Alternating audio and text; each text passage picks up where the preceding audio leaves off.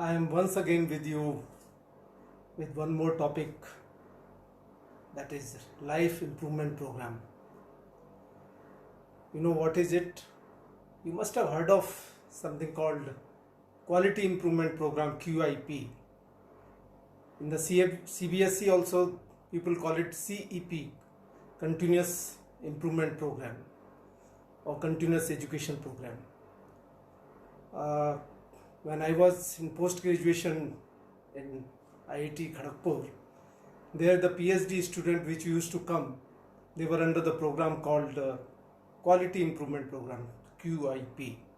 Similarly, I have seen my children undergoing that continuous improvement program in CBSE.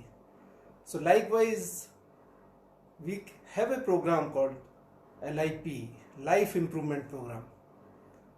Can I know that what are the life improvement program you have in your mind?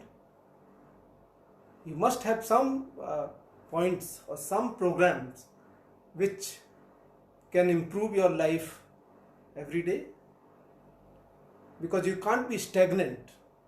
I remember when we were in army, there was always quarterly, 6-monthly or yearly programs where we were given some or other training and we were asked to improve upon our physical activities or mental caliber. There are many things on which we have to improve upon. Then there used to be the promotional exams from one rank to another, and these were all quality improvement program. Similarly, after your graduation or any education, you can't simply sit and just say that yes, improvement is over and now there is no more improvement requirement. It's very important that periodically and regularly we should improve ourselves on some or other things. Like I tell you what I am right now working on, and I have been following that. The first thing is that perfection to progression. What I mean to say is that I have been always striving when I was in schools or in the early age of my life, always look forward to the perfection. But right now the perfection is just a perception which I have learned from my mentor. Rather than the perfection, what you have to learn is the progression. You don't have to have everything perfect. Rather, you should progress in that field. That is more important. Progression is more important than the perfection to achieve any goal. The second point which I am looking for is basically that is your expectation to acceptance. That means we should not expect the thing or the behavior from others the way we are doing it. If we are good to somebody, you should not expect that he should also be good or he should necessarily be good to you. He may be or he may not be. So then you should accept the people as they are.